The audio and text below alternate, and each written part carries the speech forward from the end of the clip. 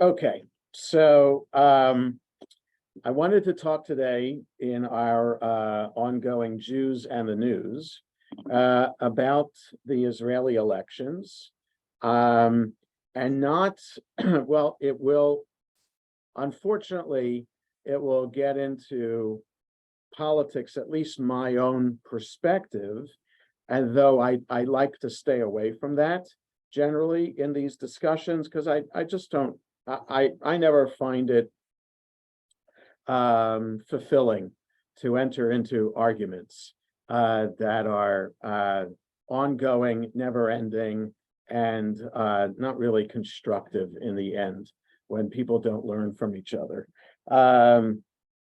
So that's why I like to stay away from it. And in general, understanding that there are a variety of opinions when it comes to the proposed a new Israeli government. It's not official yet, but they're working out the details. And I can understand the variety of perspectives. But I just, since I have the prerogative of running this session, I have the prerogative of giving my own opinion about it, and we can open it up for discussion. But again, hopefully I'll be presenting my opinion in a respectful way. And so if there is a difference of opinion, I hope that difference of opinion will be presented respectfully as well.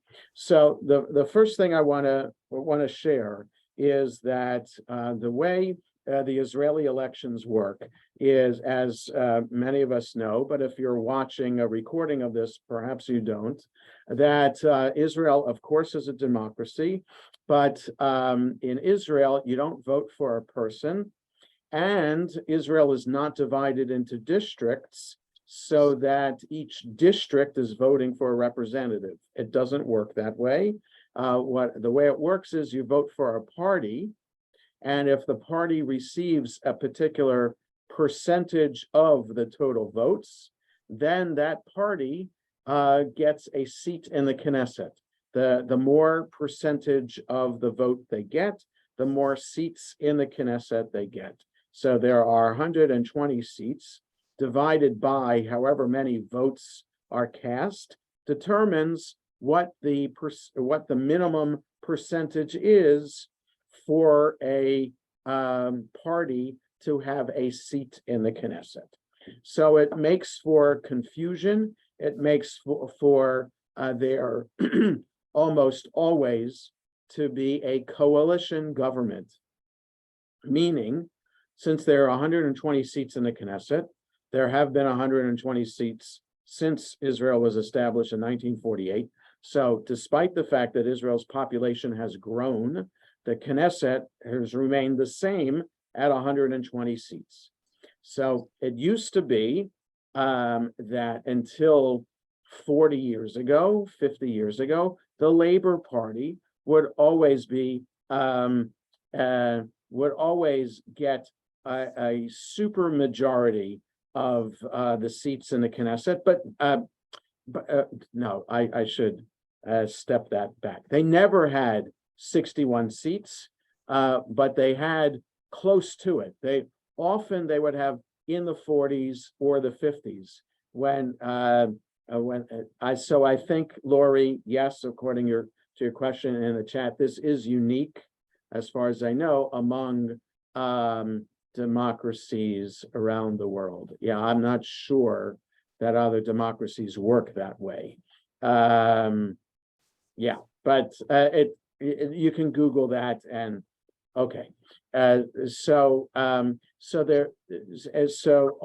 the party with the most seats is given a mandate by the president of Israel to, within 2 weeks, to form a coalition so that the main party with other parties would have more than 61 seats in the Knesset then, and that bloc would be the majority, and they would have an agreement, and government could then function.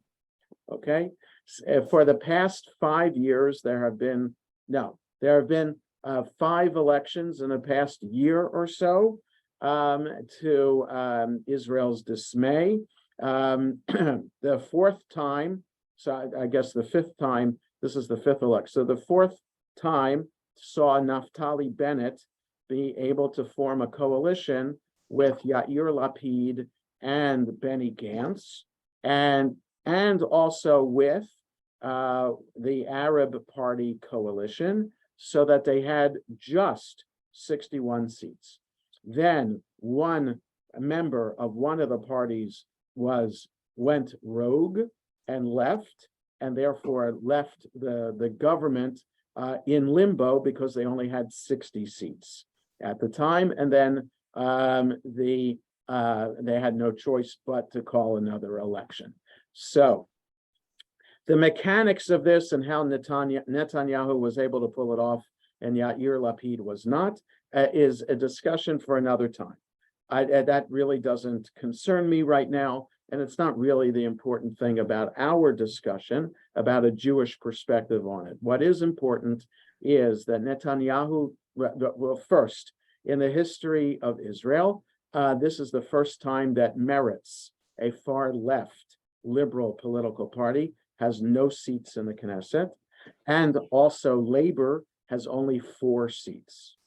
So, as I said Wednesday in this similar discussion for the men's discussion group, the phrase in Hebrew would be Eich Naflu Giborim, how the mighty have fallen. Because as I said 40, 50 years ago, even Ehud Barak 30 years ago, the last Labor prime minister before Netanyahu was Ehud Barak from Labor, and that was the last time that there was a Labor-backed coalition government. So that was in the early 90s. So since then, Labor has dwindled and dwindled until they only have 4 seats right now, basically a nothing party. And right now, it's all about Netanyahu and the right and far right parties that he has decided to form a coalition with, which potentially raises some questions about Jewish values and which particular Jewish values we think, or I think, Israel may or may not be upholding. So again, this is my perspective on this, and I want to say loud and clear that I am a Zionist. I am a proud Zionist. I cannot see myself being Jewish without having a connection to the land of Israel and the state of Israel. So a traditional normative definition of Judaism is understanding a triangle with at each point God, Torah, and Israel. So Jews define themselves as God and Torah, but also with a connection to the land of Israel, and I would argue also to the state of Israel. Okay, so a traditional Jewish explanation. It's not to say that there are other Jews around who don't have any connection to the state of Israel at all. That's the case, and they would still be considered Jewish.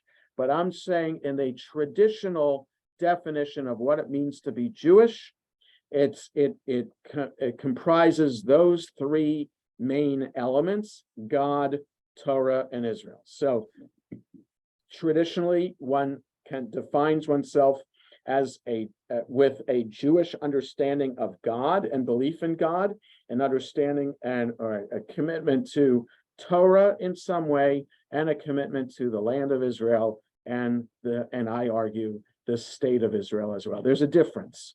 There is a difference between having a devotion to the land of Israel, the holy land of Israel, but not necessarily to the state of Israel, as some very, very ultra Hasidic Jewish groups like Neturei Karta are totally opposed to the establishment of the state of Israel, but live in Israel because it's a mitzvah to live in the land of Israel.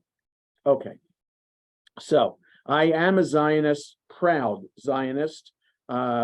a child of Zionists and been to Israel countless times. And I love and support the state of Israel, and we wish Saul Cohen and his family well as they travel to Israel tomorrow to be with the family at Hanukkah and this time in Israel. So that's wonderful. Safe travels. At Seitchem l'Shalom and Boachem l'Shalom. Go and come back in peace. But my Zionism, how I define my Zionism, is different than how Benjamin Netanyahu defines his Zionism, and in a few ways. First of all, Netanyahu lives in Israel. I do not. So that makes my form of Zionism quite different. And I think that that's an important point, that however much we have an opinion about the nature of the government of Israel, it's just that, an opinion, and we can't expect the state of Israel to listen to us. They might want to because they think it's important to give a voice to Jews outside of Israel, but for the most part, the state of Israel could care less about the opinion of American Jews. And that also could be a discussion for another time, because just look, for example, about the whole ordeal with the so-called egalitarian Kotel. Okay, as I talked last Wednesday at the men's discussion group, if you picture in your mind's eye the Kotel, you picture the main plaza area that's divided with a mechitza, 2/3 of the space for men, the other third of the space for women. And then next to the women's space is this ramp that reaches all the way up high, and that ramp extends to the security entrance. And you have an option on the far right to go up that ramp if you're given permission to, and it's the particular time of day that you're allowed to go up that ramp to go up to the Temple Mount. Okay, that's what that ramp is for. It looks kind of rickety, built out of wood. There's a whole discussion about that. Israel wants to replace that with a more sturdy ramp and a safer ramp, but the Muslim Religious Authority looks down on that and said that's a change to the status quo, and so the ramp is there the way it is. On the other side of the ramp, that same Kotel continues. It's the exact same wall. It is the Western Wall that extends all the way until it reaches the Southern Wall. Okay, so that the area around the Temple Mount is walled off. It's a retaining wall all around it, north, south, east, and west. The western part is the so-called holiest part because that was accessible from the old city, the most accessible space, and it was a lot smaller space until 1967. On the other side of the ramp, it's just as holy, just as special, just the same part. And I find it even more meaningful to be there because in that part of the Kotel, you see the boulders that were actually knocked over by the Romans 2,000 years ago, and they're still there. They haven't been moved. They haven't been cleared away. They're still there. And there's words in Hebrew on one of those boulders that gives a direction to some place in the temple, for the shofar blowers to go. Le Beit HaTekiyot. And bold print there, you can see it engraved in one of the boulders, a direction. This is where to go if you are a shofar blower, to the place where the tekiyah sound is made. So that to me is very meaningful, and I much prefer to be on that side of the Kotel anyway. It's quieter, and it's also not run by the chief rabbinate. Chief rabbinate runs the other side of the Kotel that has the mechitza, so there is a rabbi of the Kotel. His jurisdiction doesn't cover the other side of that ramp where this egalitarian Kotel is. And so so egalitarian b'nai mitzvah can happen at that egalitarian Kotel. It's run by the conservative movement in Israel. It's called Masorti in Hebrew. The Masorti movement arranges all the services that take place on Mondays and Thursdays and other Torah reading days, like the days of Hanukkah, would be days for bar and bat mitzvah as well. They arranged that, and the previous Netanyahu government had promised to expand that area and maintain it. But Netanyahu backed away from that promise because he felt that he needed to satisfy his political parties in Israel rather than satisfy those American Jews and any non-Orthodox Jews in Israel.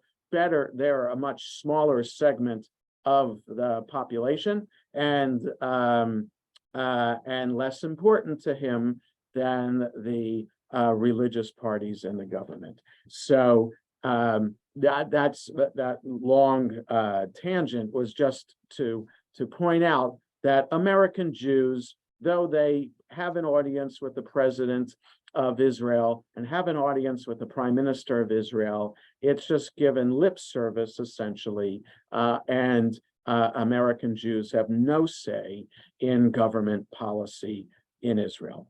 So we just need to be clear on that.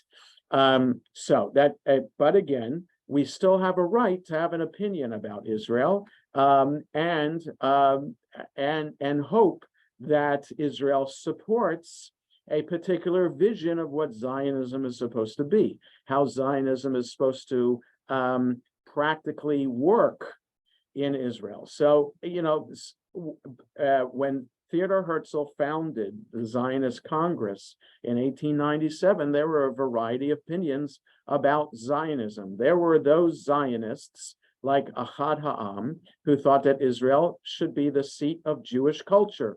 So the so-called cultural Zionists, that was what Israel was supposed to be all about. Then there were the agricultural Zionists like Aleph Dalet Gordon, who thought that we should return to our roots biblically and literally, because in the Bible we were farmers, we should be farmers once again in Israel. So Israel should be farmed again, and that's what Jews are supposed to do. Then there were the political Zionists saying that we needed a state of Israel in order for all Jews around the world to find a safe haven. How those politics were to play out were defined by the different Jewish Zionist political parties. There were communists, there were socialists, there were whatever other political leanings there were in the Jewish community around the world. So too you found that in Israel once it was established in 1948. So the common thread is democracy. Okay, so one thing is clear, Israel should be a democratic state. And there are some who are suggesting that elements of democracy will be threatened with this new government that will come into that will be formally sworn in the next few days. There are some who think that that the Supreme Court of Israel will no longer be an independent body, and that that the Knesset will have the right to override Supreme Court decisions. So that's not the case yet, but that supposedly might be one element of democracy that could be threatened. Also, the rights of certain citizens of Israel and the extended land of Israel, that is Palestinians, might be further threatened with this government, because one of the people that Netanyahu is forming this coalition government with is Ben-Gvir. So he is someone who is quite radical, and whether you agree with me or not, you would it is an independent statement to say that he is a radical person.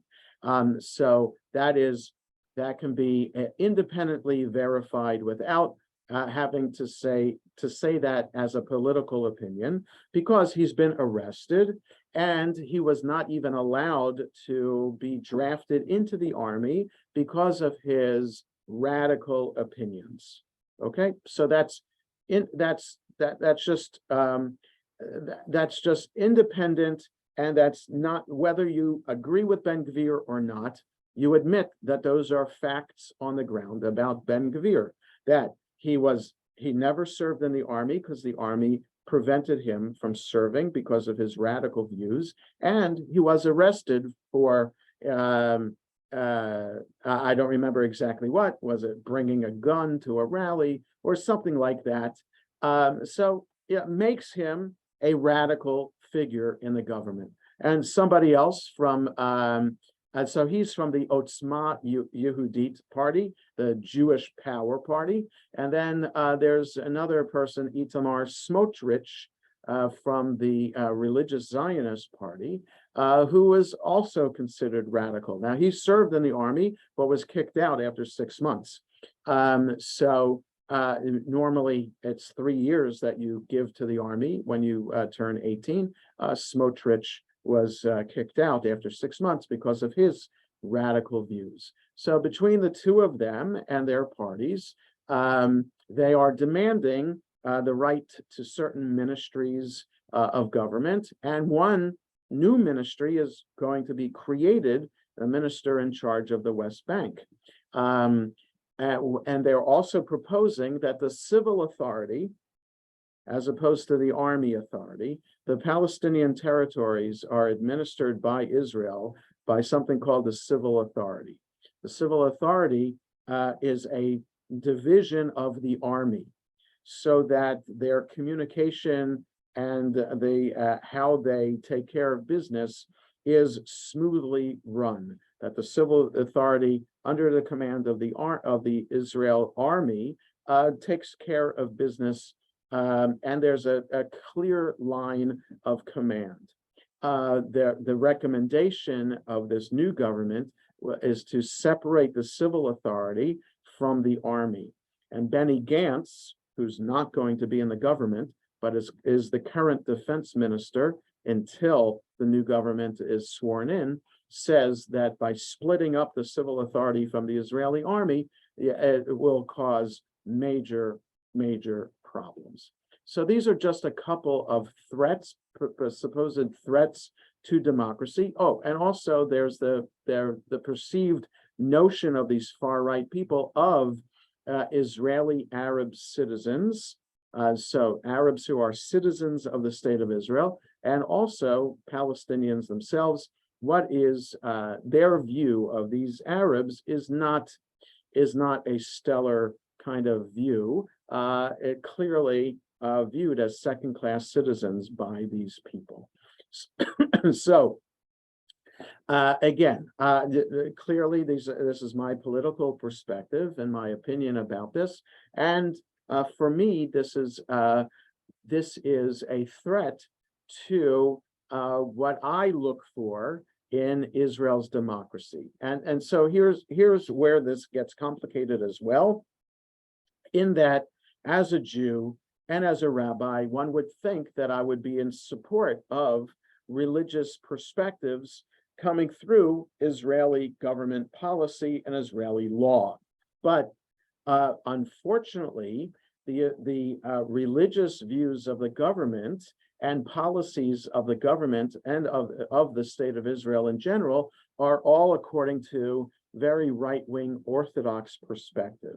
So to get married in Israel, if you're Jewish, you have to be married by a rabbi.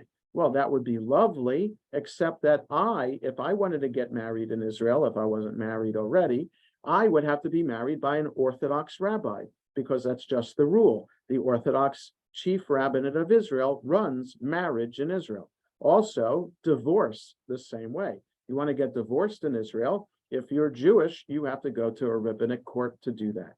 I firmly disagree with that notion. I firmly agree that there should be a separation of religion and state.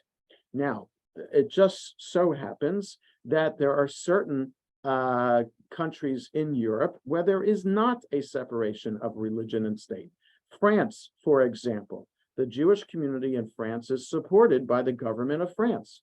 And the money is taken out of taxes every year that is collected, and a portion of that is given to all religions in the different religious denominations and their official representative agencies to distribute to their particular religious group. So that's how it works in France, and that's how it works in other countries in Europe as well. So the Jews who came to Israel in the middle of the 20th century came from that European model and maintained that model in Israel as well. So there isn't a separation of religion and state. So if you're Christian in Israel, you have to be married by a Christian priest. If you're a Muslim in Israel, you have to be married by your Muslim religious authority. So the problem is, as a non-Orthodox Jew, there isn't really an allowance for non-Orthodox Jewish expression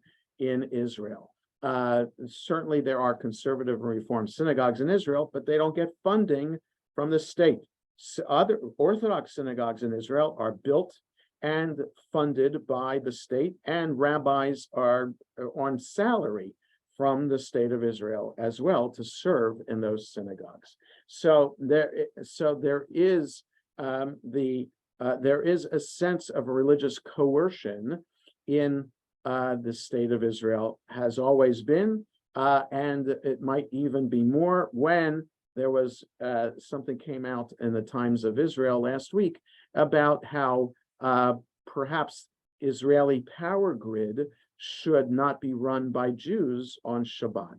So this is a right-wing perspective, and these the right-wing elements that will be part of Netanyahu's coalition are pushing for more orthodox religious law being part of regular running of society. So my form of Zionism is that all forms of Judaism should be allowed to have equal expression in the state of Israel today. I also firmly believe that all citizens of the state of Israel, whether they're Jewish or not, should have equal status under the law as well, as long as Israel's Jewish integrity remains and that its security remains safe. Okay, and I add those because there are those who argue that if you swallow up the West Bank and Gaza as part of the state of Israel, there will no longer be a Jewish majority.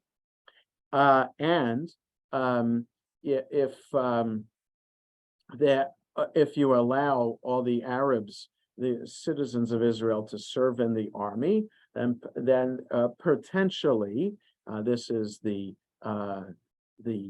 fear that Jewish Israelis have of Arab citizens, is that how could Arabs serve in the army when they would have to fight for Israel against an Arab army?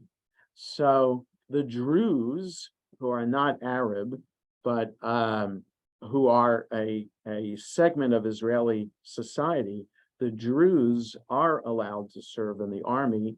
The Bedouin are allowed to serve in the army, but other Arabs are not allowed to serve in the army. So it raises a question, and also raises then a question about how integrated the Arabs are in Israeli society today.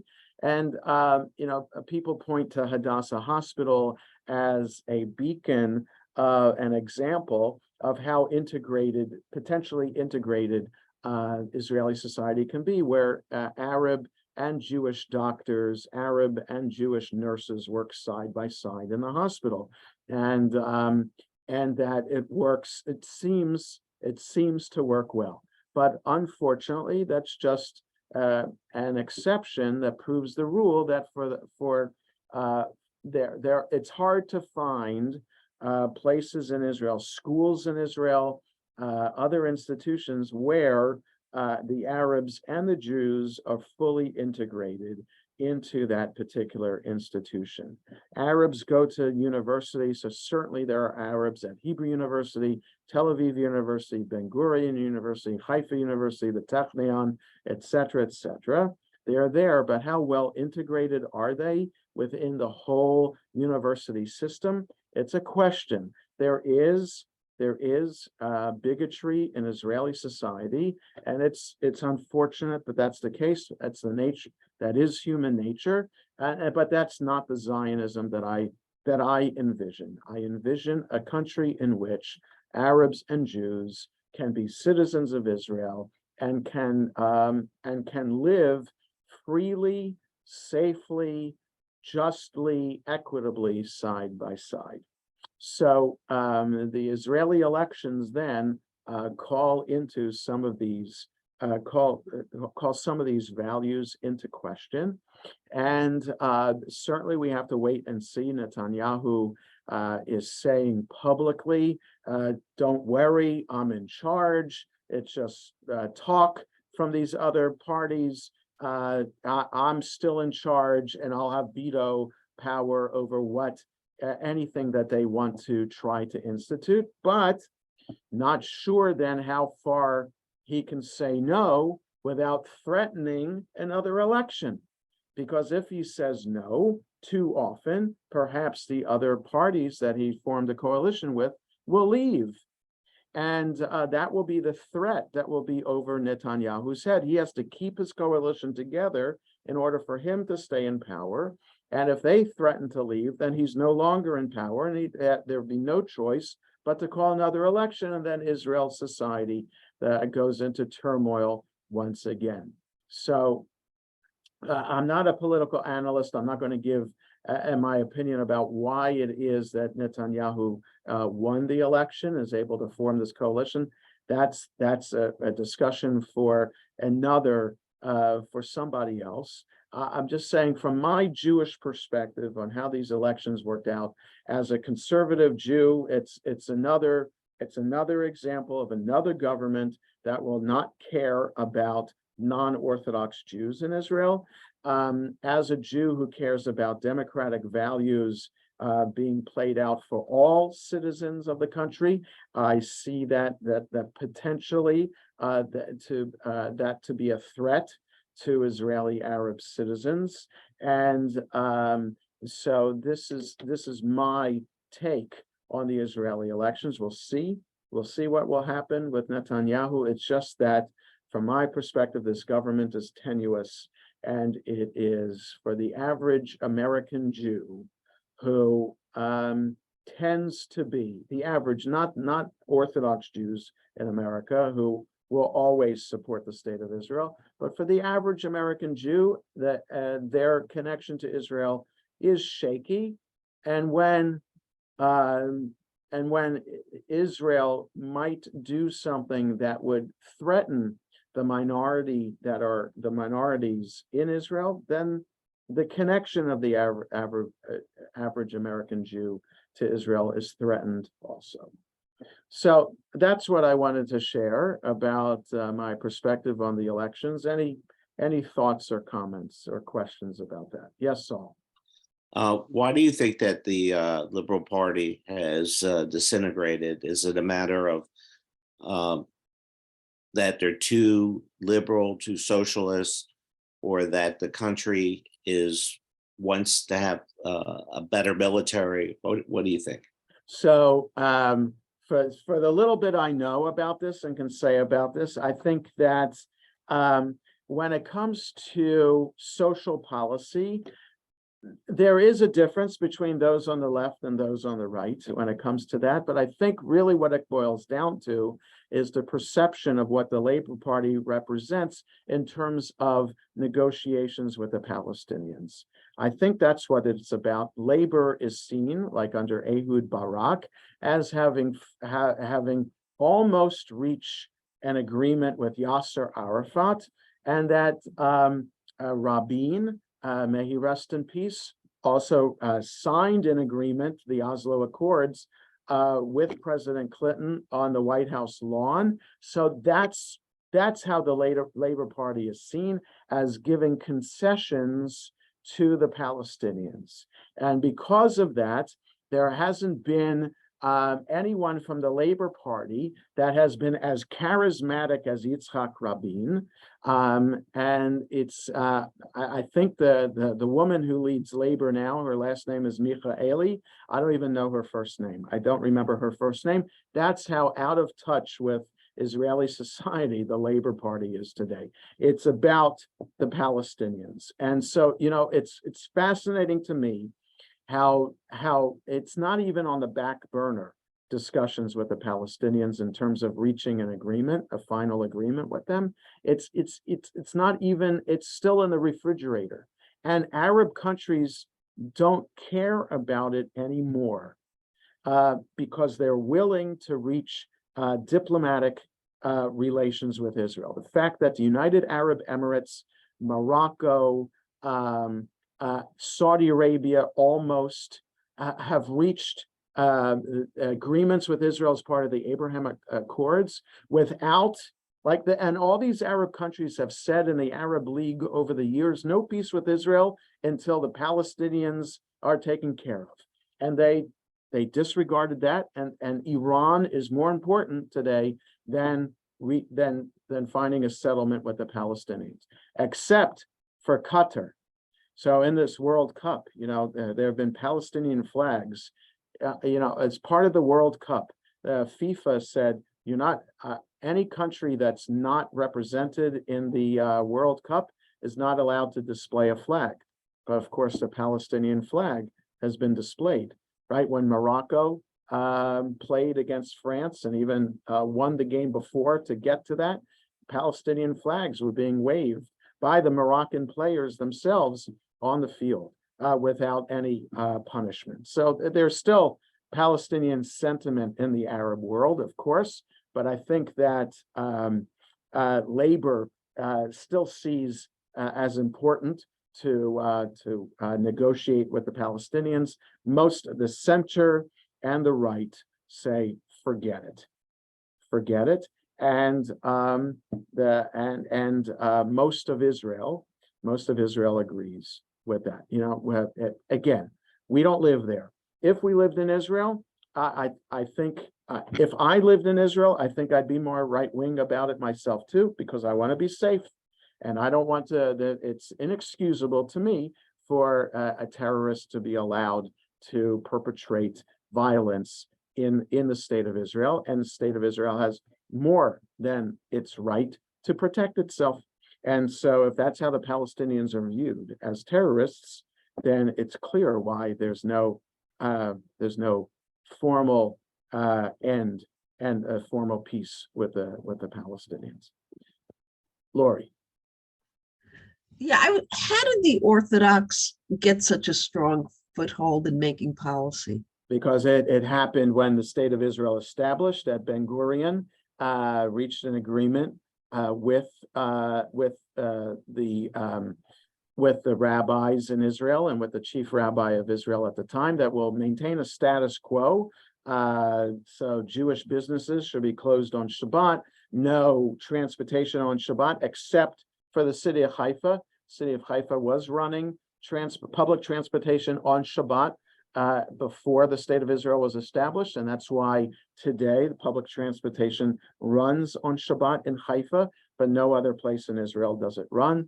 And that that there was such a thing as a chief rabbinate, again, because the Jews who founded Israel, for the most part, were European Jews who moved to Israel, and they came with a model of religion being part of the state, in that they had a say and they got money from the state. So Israel maintained that to keep the rabbinate happy. And there was no foothold for conservative Reform Jews at the time in 1948. So there were a few there. I think the Hebrew Union College was there already, but which is part of the reform movement. They're academic institution, but they're seen as outsiders, as Americans. They're not seen as actually full Israeli citizens. So this is like an American import as opposed to part and parcel of Israeli society. So from the very beginning, Yes. like the marriage Oh, yeah. options were there. Okay, even with That's the right. Labour That's the way. Party. That's the way it was, and that's part of Israeli law. Whatever religion you are, that's how you get married in Israel. There's no such thing as civil marriage. But if you get married outside of Israel, your marriage will be recognized. Your marriage. So there are many people, many Israeli citizens who go to the Sinai. So right across the border, outside of Eilat, is a town of Taba. So some people can go there to get married. Mostly they go to Cyprus, just a quick plane ride, go to Cyprus, get married civilly in Cyprus, and you have your marriage license and you're recognized as married in Israel.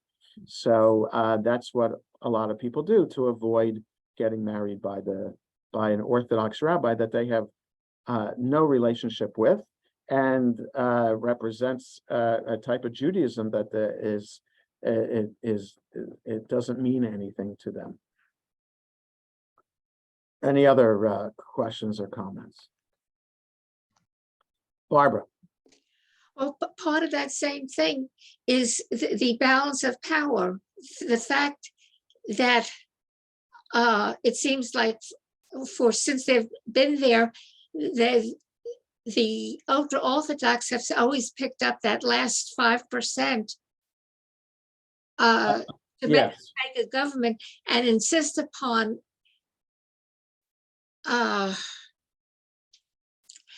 getting their way, because otherwise they're going to leave the coalition. Right. So for the very first time, Orthodox parties were not represented in the previous government. So Yair Lapid, Naftali Bennett, Benny Gantz's government did not have an Orthodox representation in the government. So that could have been seen as perhaps a way to be able to pass some civil law, like allowing for civil marriage in Israel and other things like that. But it didn't happen. There wasn't enough motivation on these people's part to promote that. And most likely it would not have passed, even if it was brought forward to the Knesset. There would have been even people in their own party who would have been opposed to the idea of a civil marriage. So, they're even trying to force the ultra-Orthodox to serve in the army, pass a law that forces them to be drafted into the army too. Something was passed a while ago and it was supposed to be expanded on, and it wasn't because there isn't enough will among all the parties to make such changes to laws. So yeah, it really affects and makes it hard for American Jews who make Aliyah to really love everything about living in Israel. So, any other questions or comments?